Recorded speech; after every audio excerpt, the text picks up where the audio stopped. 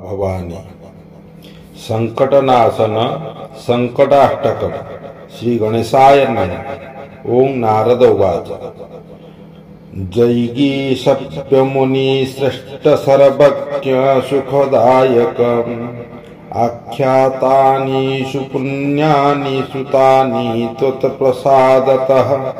हे सर्वज्ञ सुखदायक मुनिश्रेष्ठ, तुम अनुग्रह अत्यंत पवित्र कथावस्तु मान शुणियछि।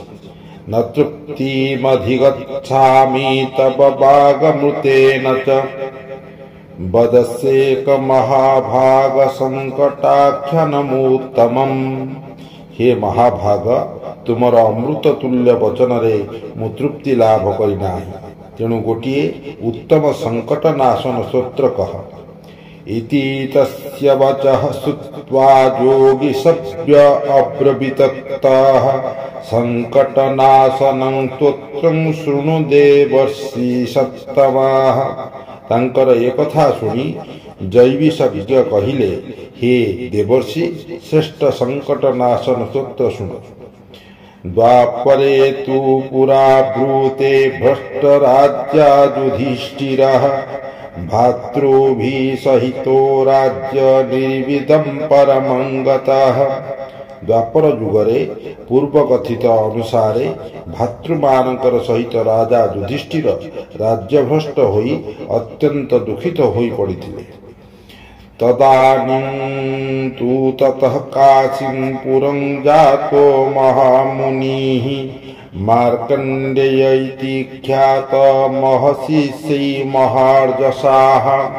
सेतेबळे मार्कण्डेय नाम महामुनि महाजसा शिष्य मानक सहित काशीधाम को गले।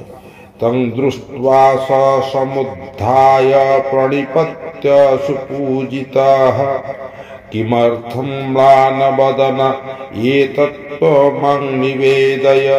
तांको सेठारे देखि युधिष्ठिर आसन त्याग करी उत्तम रूपे पूजा करिथिले। केउ कारणरु युधिष्ठिरंकर मुख मलिन दिसुछि एहा तांको बुझाइबा पाई मुनि कहिले।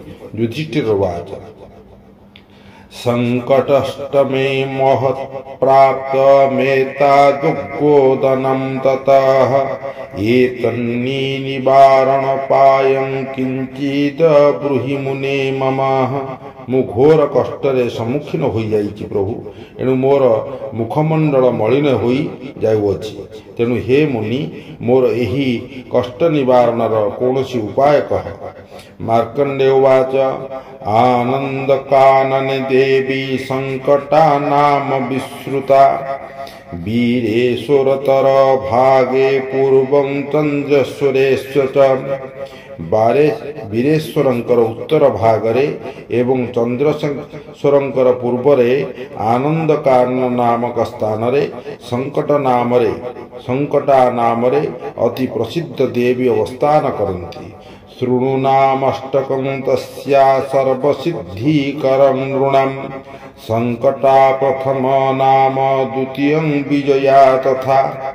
मानव मानकर सकल सिद्धि प्रदायक तांकर नामष्टक तुमे शुण।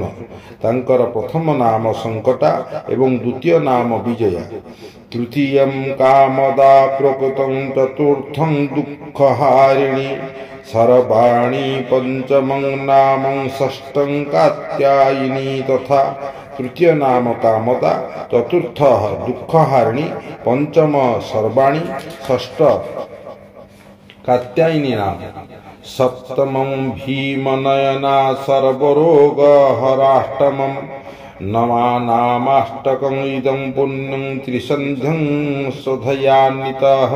सप्तम नाम भीमनयना, अष्टम सर्वरोगहरा। एही आठ नाम श्रद्धारे त्रिसंध्यारे पाठ करिबा कोहि। जपठेते बापि नरो मुच्यते संकटात इत्युक्ता द्विजश्रेष्ठ मृसिंह वाराणसीं जजौ। यहा को पाठ करे सेही नर संकटरु मुक्त हो जाए।